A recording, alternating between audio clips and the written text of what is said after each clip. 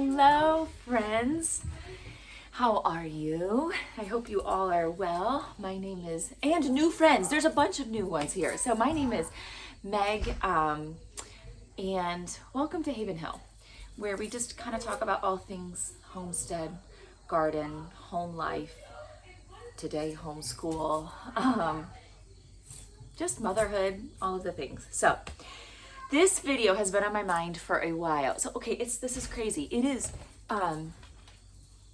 barely 70 degrees, and we've been outside, so I've had my jean shirt on.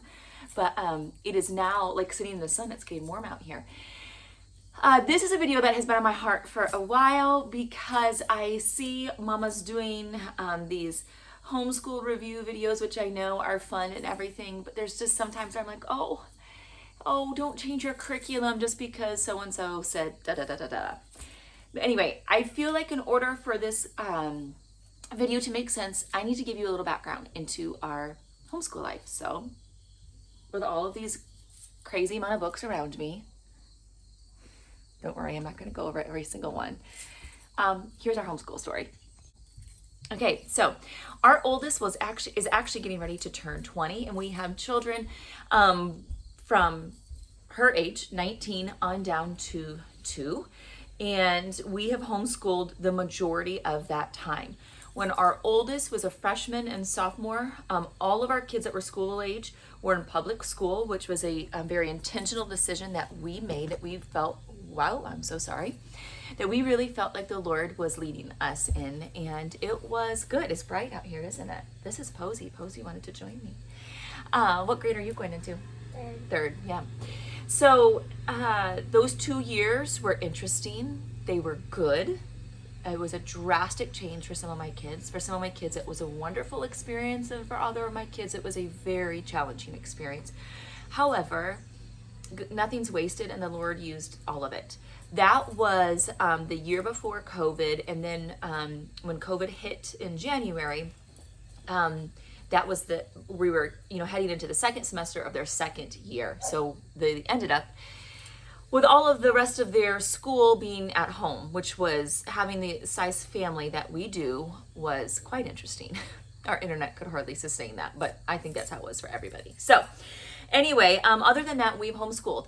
Our oldest graduated a few years ago. She actually graduated a year early. She is now an EMT and working as a tech in the emergency room, trying to figure out things for her. She lives in an apartment with a wonderful roommate, and so I feel like you need to know those things because that's going to help a lot of this make sense to you. So we have done things in our homeschool. Oh, and now this year we have our 2 oldest boys. They are a senior and a freshman. They are at a local Christian school this year, and it's our seniors' second year there and our freshmen's first year there, and I'm going to explain why to that as well. If you haven't, this video will be a little bit longer. You might want to grab a drink. Go ahead, pause the video, I'll wait. Okay, so we have done in our homeschool, we have done classical conversations. We have done just co-ops where you could take 1 class, you could take 5 classes. We have done no co-ops, no group at all, just our family. We have done Charlotte Mason style. Charlotte Mason is a thread that truly does run throughout for me. And yeah, so a little bit of this and a little bit of that, but here's the most interesting thing. So having homeschooled now for about 15 years, I'm back to where we started. Isn't that interesting? And it's where we have fallen in line out here as we're homesteading as being a really, really good fit for our family. So let me explain to you what that looks like, and then I'm also going to be telling you a little bit further in the video how I am homeschooling this year with spending almost no money at all on curriculum, and I'm going to explain that to you. I don't know, can you hear that? My kids are out on their little tractor taking rides. Okay, so I don't want you to be overwhelmed by what you see. Everything here I have had for years and years and years. I used to be a curriculum junkie. I wouldn't have classified myself that until recently. But, you know, thinking, or sometimes what happens is you choose a curriculum and then you ask friends questions and then you switch curriculums because they tell you, oh, this is better, or you should do this, or you should do that, or this is more classical, or this is more Charlotte Mason, whatever it may be. When I was first homeschooling as a very young mom, I fell for that a lot, and I wasted massive amounts of money on curriculum that was not a good fit for our family. I listened to the voices of friends. So that's why I think while homeschool videos and hauls and whatever and reviews can be helpful, the most important thing, if you hear nothing else in this, the most important thing that you as mama can do is know your kids bend. Every child is different. Listen to that mama intuition inside of you and make decisions off of that. Even if it means you think 1 year, one student might need to go to public school or private school or whatever it may be, because if you learn to listen to that still small voice, then you know nothing's going to be wasted in it. But if you listen to the voices of the masses or just those moms that have really strong opinions, you might regret it. And I did that. That's why I say, take a breath. Don't be quick to buy curriculum. See what you can do as mama. Learn the bend of your kids and go from there. So here's what I'm doing this year. For many years, we did classical conversations. That was a wonderful time in our life. And this is the guide that I have. It's an older guide. I'm not changing the guide. Even though there have been updates to it, I don't need the updates because this was sufficient for so many of my kids. So all of my kids now, ages first grade through 7th grade, will be doing this. They have memory work for 1 week, and then the next week they go over new memory work. You cover history, you cover a timeline, you cover states and capitals, math by skip counting, you cover in English, like this week 1 is infinitive is to plus a verb used as a noun, adjective, or adverb. You go over Latin, and then you have science. They're very, very short snippets, as you can see. And when I was a younger mom, sometimes I got annoyed by all of the memory work, only for me to realize now how incredibly valuable it is. So this past weekend, I asked my senior, I was like, I had this book out, I'm like, hey, Kobe, tell me about Columbus. And he verbatim gave me in 1492, Columbus made the first of 4 trips to the Caribbean on 3 Spanish ships named the Nina, the Pinta, and the Santa Maria. They memorize them when they're young to songs.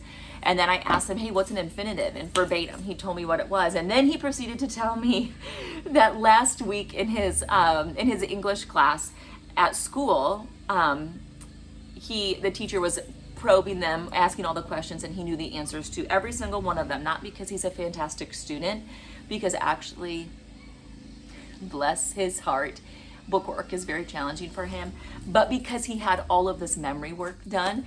And the teacher was like, how do you know all that? And he's like, well, I did classical conversations. So anyway, that was the affirmation that I needed. So I'm going back to the memory work. So every single one of my kids will be doing that. My 7th grader has experienced classical conversations, but I'm going to do 1 more year with her of the foundations memory work, just to bring it back into solidification for her in her mind. So that is what we do in the morning all together. We go over the songs, and then in 1 week's time, they should have that mastered. Then we go on to the 2nd week, and then during that week, we'll also review the previous week. So it's very simple. It's very straightforward. And I have grown, I am going to be honest, I have grown to love that very much. And even though my older kids would tell you as they got older, it did slightly get frustrating and annoying. What school doesn't? Or no matter what you do, that can happen. They all go back to it. And one of the most valuable things that they have told me that they have done is the timeline. And I don't have my timeline cards here, but they have a timeline from starting from the beginning of time into where we are now, with the major events that have happened and taken place. And over years, they memorize all of it. And my son particularly has told me he goes back to that all the time in his history classes now in school. So my kids also, they do teach Latin. So let me talk about that for a minute. My kids all have very much hated Latin. I see great value to Latin as you're learning languages and how it transfers over. I do understand why most people don't like it. I do understand that because it is rigorous and it is quite dull. However, my oldest daughter now, who is in the medical world, told me, yeah, I probably should have listened better to Latin because pretty much everything I'm studying now is Latin. So that's true. In medicine, in outdoors, when you're talking about flowers and plants and trees, and there's so much of our world that is still Latin based, and the English language is rooted in Latin as well. So, and all the Romance languages are. But anyway, so we just do a little bit of Latin. I figure if some of it sticks with them, fantastic. So that is the core of what I'm doing to them. We are not part of a community this year. We're not in a season where a community just works for us. That could change next year, or it may never change. I don't know. We do a lot out here with community, so to bring in more would be challenging, even leaving one day a week. Though my kids, I do see, love that. We also bring people here so much to Haven Hill as we do different things that they're definitely not lacking in friendships. They see friends all of the time. So we just decided to not be part of that, to save that money, and we're just going to do it at home. So then my fifth grader and my seventh grader, they're each going to be doing, wrong notebook. I've had this notebook for years and years and years. Classical conversations as they get older in ages 4 through 6. This is going to sound like it's a commercial for classical conversations. It is 100% is not. I'm just telling you, this is what we're doing this year. In grades 4, 5, and 6, they do what's called essentials. Essentials is their English language writing curriculum that I think is one of the best curriculums I have ever seen. I used to teach it, and then I actually taught other teachers how to teach it for a couple of years, and it is fantastic. So I have all of this curriculum. I've had it probably for, 7 or 8 years. That's how I'm not spending money, and I'm going to be going, hey buddy, I'm going to be going back to this with my fifth grader will do this for a couple years, and this will be my seventh grader's, her last year doing it. I do want to say one thing about that. So the last few years, I have done the good and the beautiful, language and math. Oh, I only have the pre-K one right now, but I have done the good and the beautiful, language and math, and I was actually very happy with it, but I was happy with it because we had such a great foundation from essentials with my other kids that when they got stuck, I could help them with it. I can see where some might be a little bit frustrated with the good and the beautiful language. If you yourself as the teacher, if you don't have a solid foundation. So with that said, I still highly recommend the good and the beautiful, but my challenge to myself was to not spend money this year on curriculum. So I am going back to essentials with classical conversations, and I just know it like the back of my hand because I taught it for so many years and I really enjoyed it. Okay, I'm getting tired of looking up, so I need to adjust that. You just can't see the books quite as well, but that's okay. Okay, so then each of my older kids, they will be doing math through teaching textbooks. And many, many years ago, when my oldest was in probably 4th grade, I switched her over to teaching textbooks, and I was actually ridiculed for that from people in the homeschool world. Oh, the irony. That happens everywhere, I know. And my kids loved it, and we're still sticking with that. They did do the good and the beautiful last year, or actually the last 3 years. All of them have done the good and the beautiful math, and they loved it. The only reason that I am changing is there's two. I'm not spending money this year, except for in their math curriculum, and I saved money by doing the teaching textbooks. And I need something that I don't have to help them with. So because I have a lot of children that I'm still teaching and helping, and even my boys when they come home from school sometimes need help. So math is something that needs to be off of my table, so to speak. And so now they get their teaching right there, and if they have questions, they can go back and watch videos, and it just works great. None of my kids love math so far out of all of them. So that's out of 7 of them. And this just works really, really good. So that is what they're doing. However, so math is the one area where I have had to spend money. So I am doing The Good and the Beautiful Math for my first grader. This is his book from last year. I am going to do The Good and the Beautiful for him and for also my third grader. I usually keep my kids a year behind in math because I want their foundation to be strong unless they test out of something. And a couple of my kids have tested out of a grade, so I have to make a decision which direction I'm going to go. My third grader tested out of second grade math, so I'm just trying to decide which direction I'm going to go with her. That's the beauty of homeschooling. You adjust, and you can, you just move at their pace according to their skills, according to their strengths, according to their weaknesses, and that's one of the things I love. I knew I was going to be talking a lot in this video, so I needed water. Okay, so my oldest ones, quick recap, they're doing the foundations, memory work. All of their history will come in the form of history books. Here we go. And how we do, okay, so for history, we do something called morning time. This is not new in the homeschool world, but if you are new to the homeschool world, it might be new to you. So every morning, or at least sometime during the day, when we have little ones, and I do have a 2-year-old, sometimes we're flexible according to when we do this. But we spend about an hour to 2 hours in the morning. Hopefully most of it is outside, or at least when we can. We'll do it around a table. My kids they're either crocheting or coloring or doing things during this time. Sometimes I let my little ones go off and play. Sometimes they're playing with Legos, but we do what we call morning time. And in morning time, about 10 years ago, I made this notebook. This is a notebook of all my morning time things that I do. So in morning time, we do Bible. We do our history read aloud, which is what I was just going to show you with these. These are some of our favorites that we're going to be revisiting this year. We do a little bit of poetry. We do... what else we do? We do a little bit of copy work. This is where we will do our science together, and I adjust it. We do the same science, but I adjust it for them. I'll explain that to you. And what else do we do?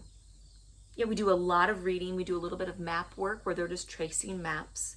And yeah, so what are morning time? This is all of my stuff that I just used for over the years. It's just ideas. It's just slowly collecting.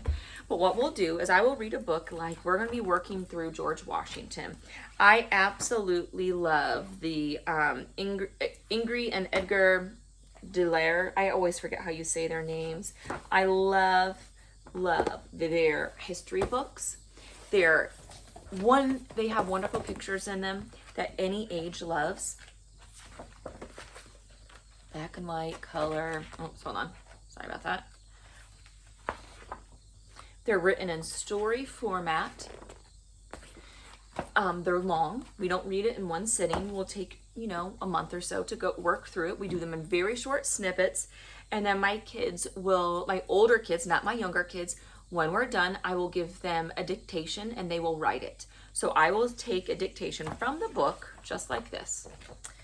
Columbus found King Ferdinand and Queen Isabella in high good spirits in the royal camp outside the fallen citadel. And I'll give them 2 or 3 sentences, depending on their age. Or my younger kids, sometimes just 1. Or like my third grader will start this year, and I'll let her copy that. And then just put it in a notebook, and it helps them retain. It encourages them to listen. It helps them remember and retain. And then they're going to also just keep those things in the back of their mind as we move all throughout history. We're doing American history this year, and this is the only way I do it until they get to high school. Then they get a different type of book if they're homeschooled or if they go to school, obviously. But when my kids are in grade school, this is the history that I use with them, and I love that. And then we also pick read aloud books that are historical in nature, either historical fiction or true stories. Matchlock Gun is an example of one that we're going to read this year. Paul Revere's Ride. This is actually, a fantastic book that just goes over, kind of what happened. And the poem is in there as well. So that's how we do history. I keep it very, very simple.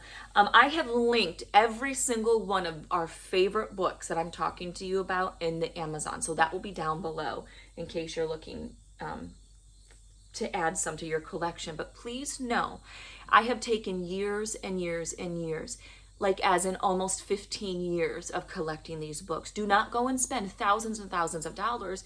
Pick 2 or 3 that you might want to work on. And okay, so then for science is also done in morning time, and science is my absolute favorite. And here is how we do science.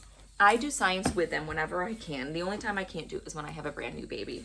But anyway, so our science, the kids have a science sentence. So like this year they're doing, what are 4 types of tissue?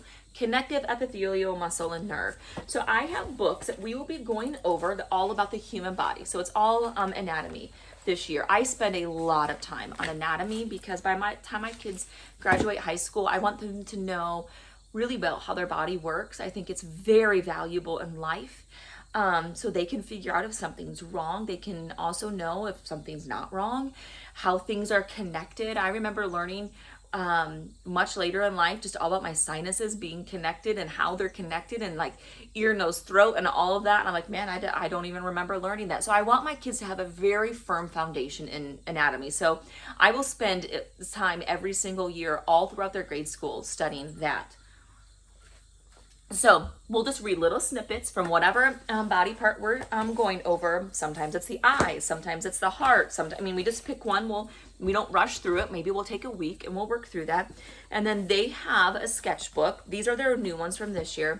I don't have let me go see if I can grab their old one.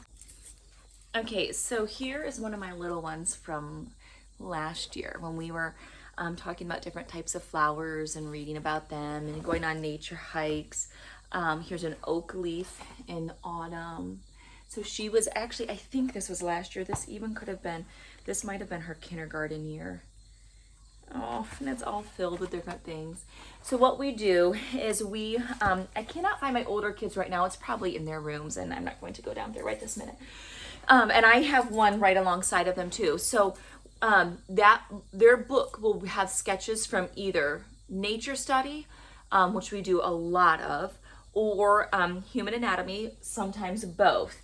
And then science is done nature study is done the exact same way, other than we are outside a lot. We will go on hikes, we will go on walks. Before we lived out in the country was when I started this. So we would go to parks, we would go to nature preserves. We would do that maybe once a week. Sometimes we would watch a video on YouTube if the weather was bad or whatever it is. And then we take one thing we learn about, we sketch it, we paint it if they want to paint it, or they can color it. And then my older kids, they start labeling it. So my older daughter, if she did the flower, she would have labeled different parts of the flower. If they're doing the heart, my younger kids will just do the best that they can in sketching what a real heart looks like. And they can color it and paint it if they want. And I don't grade I don't say, hey, you need to do better about that. Their sketches are theirs. They get to see over time, and all of them get better. Like, it's amazing. They all get better. And so it can look how they want it to look. This is not about perfection. But then the heart, they would also label it. This is how my daughter, when she was in 8th grade, she mastered different parts of the heart. She may not have it all still memorized now, but she did so well because she would sketch it out and she would draw it.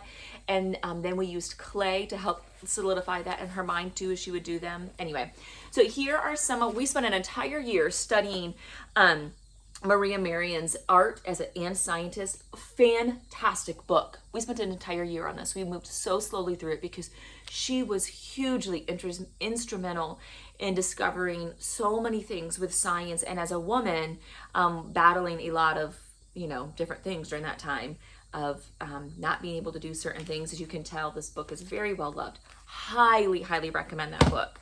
And then we'll just pick some. These are just a few of our favorite nature readers. We will, actually I have a bunch of nature readers over here. We'll just pick one a day if it's short, or like this one, like I said, we spent an entire year doing this. We would read very small snippets, like literally 10 minutes, and that's it. And then the Robert McClung books, fantastic. They're actually really hard to find, and they're expensive now because they're so cherished. Winter Sleep, Golden Glow, you'll see a theme. I'm very, very passionate about nature books for my kids. All of these are linked. All of these are linked, like I said. And my big kids will still listen to stories like Winter is Coming and home in the woods. They love these books because they've been read them so many times. This is Tiny Perfect Things. It's great. You learn little snippets, but you fall in love with the pictures and the characters. There is a series by Tony Johnston and Jim LaMarche. The Winter's Coming, The Pond, The River. These are my most favorite books. I have already made a note to myself that when my children have children, this is what Grandma, I hope they come up with a cute name for me, but anyway, what they will be getting, I will be giving all of them because these are so good. So good. The story, how they're written, the pictures, everything. I need to get new ones. I've given these as gifts so many different times. If I could only ever have one book or a series of books, it would probably be these for young children, even though my bigs still love it as well. Of course, Little House is in there too. So that's how we do science. These are really great ones as well for little kids. My 2-year-old loves looking through these books. There's a few different kinds. This is bugs, and each page has the different bug that they talk, and just fun facts, and it's written for kids. And I really, really love these as well. So do my kids. So how morning time works is, like I said, we do our Bible. Sometimes we'll read just from the Bible. Sometimes I will do the children's Bible. Either way, we'll do poetry. I'm doing Robert McIntyre poetry. We've done this before. I really, really like his poems because there's a lot of nature and different things in there. All we do is read the poem once or twice, and we do one poem for usually 1 to 2 weeks, and you will be amazed if you just read it 1 or 2 times how much more they're picking up on it. So much scripture is poetry. I think it's over 40% of scripture, and you really have to train your ear to listen to poetry to figure out what it means. So I highly recommend poetry reading. And like I said, you don't need to teach it. You don't need to expound on it. You don't need to pull it apart. Read it once or twice every day and let them start to unpack it. I promise it will start coming alive. So we do Bible, then we do our history in morning time. We do our science in morning time. We do our CC memory work in morning time. I do everything that we possibly can. We do our nature journaling towards the end of morning time because that's usually when we go for a walk or we'll go find something. Sometimes I just send them out on their own to go find something and they have to bring it out and sketch it. Or that's when we do our nature read aloud as well. Then we do when I say history, I mean we'll read one of these books. We will not get through all 5 of these books this year. I'll probably pick 2 or 3 to get through. And we'll just talk about those. And I'll ask them about them, and then we'll have a few of these. I haven't decided which ones for certain, but I know we're doing the Matchlock Gun this year for certain for a history read aloud, and I'll probably pick. The kids were asking about a Little House book again, so we'll probably pick up that series. We have a few more left in there, and then once morning time is done, then they go do their math all on their own. So my 7th grader and my 5th grader, they take turns. They'll flip-flop. One will do their personal reading. One will do their math, and then they flip-flop. And my younger kids, they just sit around our kitchen island, and we will do their math together. And then in the afternoon during rest time, that's when I will do my 5th and 7th graders, what is called essentials, but their language program. So whatever language program that you use, that's when I will do that with them. The one other thing I wanted to tell you about the Good and the Beautiful, I have their reader and their booster cards. So these booster cards are new. I am a huge fan of the booster cards. So my little ones, I don't think I'm going to be getting them workbooks from the Good and the Beautiful this year, but I do think I'm going to keep going with their booster cards from last year. I really appreciate this, how they have these done for them to work on, like, let's see here, the pyramid cards. This has really helped my kids with reading. I smile while I ride. I smile while I ride my bike. For those that struggle with reading, these are fantastic. And then when they master a card, they get to put a sticker on it. So these are about halfway done for each of them. They'll still be working on those, and they'll do reading with me. And all of my kids know how to read now.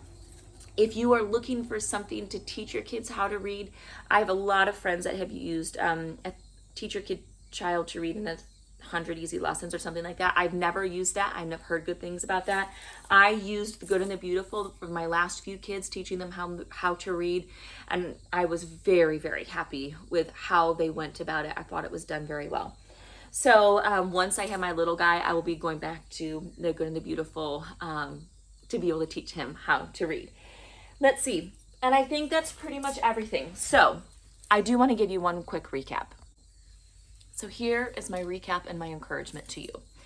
As a homeschool mom now, like I said, for almost 15 years, what I can tell you is your curriculum matters far, far less than your relationship with your kids. Having graduated one and our oldest getting ready to graduate, I not only stand behind with that, but now I preach it from the mountaintops to any younger mama that wants to listen. I'm not considered one of the young moms anymore. I'll be 42 soon. I know that's not old, but I do have older children now. There are times that I spent when they were younger pushing to make sure that they had this memorized, or they were doing this or they were doing this, only to realize what would have been great is if we just cuddled up and read a book for a while and had snacks together. If you're not new in this space, you know this, but if you are new, you know we spend a lot of time in the kitchens because that's where we make memories together. We cook together, we clean together, we do animals, we do all of that. And if you have just little ones like preschool, just cuddle up and read. Go for walks. Give them a love of nature and creation just by pointing things out. Help them see light and beauty. Don't spend tons of money on curriculum. Buy a few good books that you know you think that are good or are recommended to you. Any of these books I stand behind. That's why I talk about them. If I don't like a book, I don't talk about it and there are books. I have gotten rid of tons of books lately because it's like, no, that one just really wasn't just kind of One of our favorite books, I forgot to bring it over here, of all time, and I asked a couple of my kids over the weekend, was A Girl of the Limberlost. That was the year that we read. That was such a fantastic homeschool year for us because we were just together, cuddle up on couches, doing morning time every single day. And it was a really, really good year. So that's what I'm going back to this year. Morning time is our priority. And then from there, or getting outside is also our priority. Being in nature is our priority for every single one of my kids that is still home and with us on a daily basis. So you are mama. You know your kids better than anybody else. You've been given your kids for a reason. Don't go spend $1,000 or more on curriculum. See what you have in your house first. Again, I'm not saying that you should go sign up and become part of Classical Conversations in order to do this. What I'm showing you is I'm choosing this. I do very much like how it gave my kids a foundation. And I'm pretty sure that you can get their foundation guides and not be part of a community. You can do that online. I don't think they're expensive. I think if I remember right, well, I'll check and I'll put it in the notes. This says $60. Well, this is 3 years worth. So it works in a 3-year cycle. So you don't have to be part of a community. You could still do the memory work with your kids for 3 years. And then technically, you just keep repeating it. You do cycle 1, cycle 2, cycle 3, and then for 3 years. And then you start back over at cycle 1, cycle 2, cycle 3. And so they do it twice, so it's mastered. And then each time you can go a little bit deeper in the other books that you choose them to read. But just pick what you like. Do you already have an English curriculum that you like? Do you have history books? Do you have that? Look and see what you have first before you go do anything else, and before you go start reading reviews on everything from everybody, because we all have opinions. I know that, and they're very vast in this world. So I hope this is helpful. I hope you feel encouraged. Coming from a mom who has homeschooled for a very long time, there is no perfect curriculum. Not at all. So pick what you think might work for your family. Don't be afraid to change, but don't do what I did. Don't go change your math 2 times in 1 year because people kept giving you better recommendations or their opinion was given too freely. Just stick with what you have. It doesn't have to be the best of anything. Build your relationship with your kids. Okay, so now about why our boys are in school this year. Okay, I know this video is getting long. and are very long-winded. But I wanted to also tell some mamas this. Homeschooling is not the be-all end-all. You can tell I'm passionate about homeschooling. I really enjoy homeschooling. I like seeing how my kids are learning and growing. I love that we can do it, like I said earlier, to their strengths and weaknesses. I love that. Community is very important to us. So we are very involved in our church community. We invite people out here all the time. I'm not trying to seclude us. I don't think that's healthy or good. We have friends who have kids in public school. We have friends who have kids in private school, and we have friends who homeschool their kids and whatever else in between. I do not think that homeschooling is the answer to anything or everything for that matter. I have friends who have homeschooled their entire lives who put so much stock in it but then don't know what to do when their kids start questioning things like their faith or who start making bad decisions. Homeschooling is not going to assure you that your children are making all the right decisions. Homeschooling is about their education.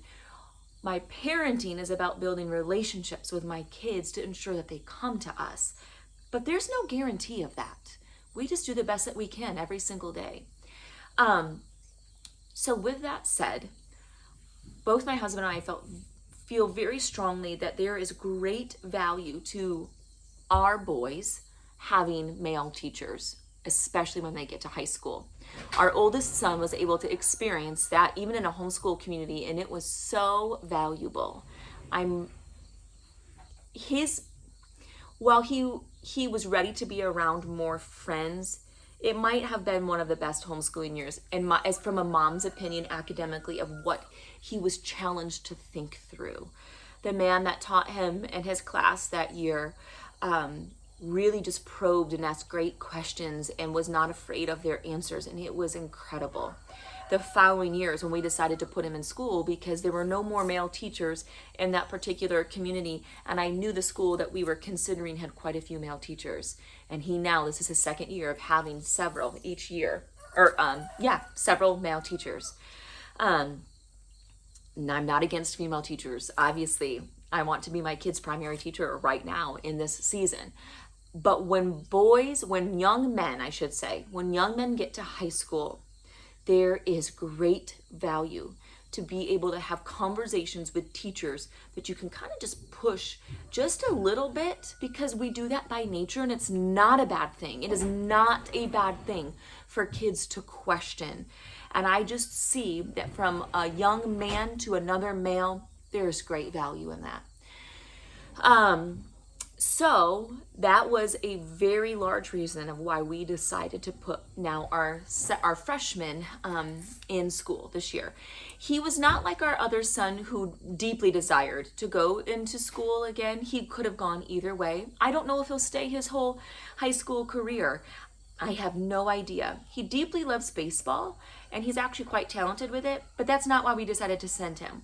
What I wanted to give him his freshman year was an experience in a school setting again with male teachers.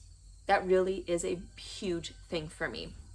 They also have, by the way, wonderful female teachers, but it is more unusual to have good male teachers, and this school just happens to have several fantastic ones. So that is why this year we decided to put our freshman and our senior back, our freshman's first year, back at the private school. Here's another interesting little tidbit. When our kids were in public school, those two sons also had fantastic male teachers. And if you go and you ask them the ones that have the biggest impact in their life, they will tell you those two. And I just see value to it. I don't think it's mandatory. I don't think males are better than females in teaching.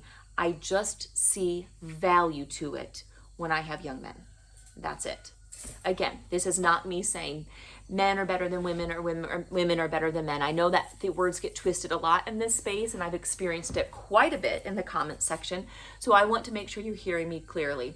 I'm glad that my boys in school have both male and females, but there is value to that. So that is why we did that.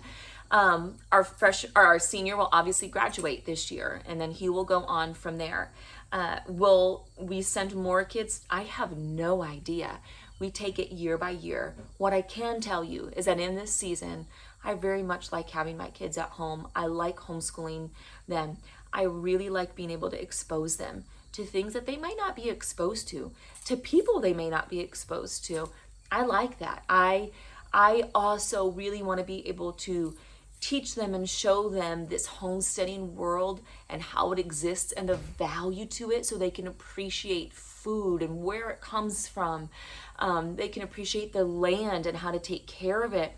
They can understand the value of raising animals, the work that goes into it, and then the great cost that is involved when we butcher them as well. So this is a world that I intend to teach my kids, and hopefully, Lord willing, my grandkids as well when they come out here someday. So anyway, this may not be the most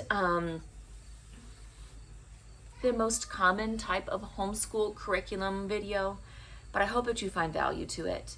And I hope that you, as a mama, feel incredibly encouraged to be their number one teacher, to be their go-to, and that you know them better than anybody else. So you have the ability to sort through what you know they need to learn or what they may not need to learn for your upcoming school year. So I hope it goes well for you. We obviously haven't started yet. We don't start till after Labor Day. It's still summertime. Anyway, thanks for joining today. Hopefully you made it through all of it, but if you didn't, all is well. Like, subscribe, share. Bye.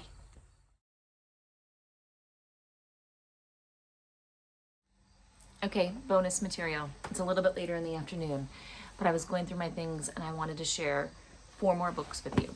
I have hardly any homeschool books written for parents that I would recommend. I don't know, this is just not me. But I have 4 that I want to say this was greatly worth my time, and I go back to it.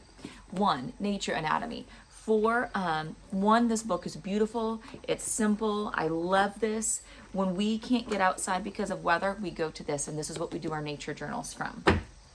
2, Pocketful of Pine Cones. If what I'm saying resonates with you, you will like this book. If you want more of a structure, this may not. Karen Andriola's book, Pocketful of Pine Cones, I love, and this is what I'm reading this year, Lessons at Blackberry Inn. They're written in story format, which I love, but then to also help encourage you as a mama. My favorites. Morning Time. This is a book written by Cindy Rollins. I actually haven't read all of this book yet, but the reason why is this was birthed out of her blog that she kept years ago. And I actually printed off probably her entire blog, not even joking, like probably 10 years ago or so. Anyway, I got this book. I do go to it, but I realized most of it I have. This is great though. I give this out as a resource to new mamas. It's really, really good if you're interested in Morning Time. I can't speak highly enough about it. 1 more, Nature Journal. I have a couple of these. This walks through how to do nature journaling, different ways. There's no right or wrong. This is a beautiful book. It's done by Wild and Free. For a long time, I was a member of Wild and Free. I'm not anymore, but for no bad reason other than I just didn't feel like I needed it quite as much.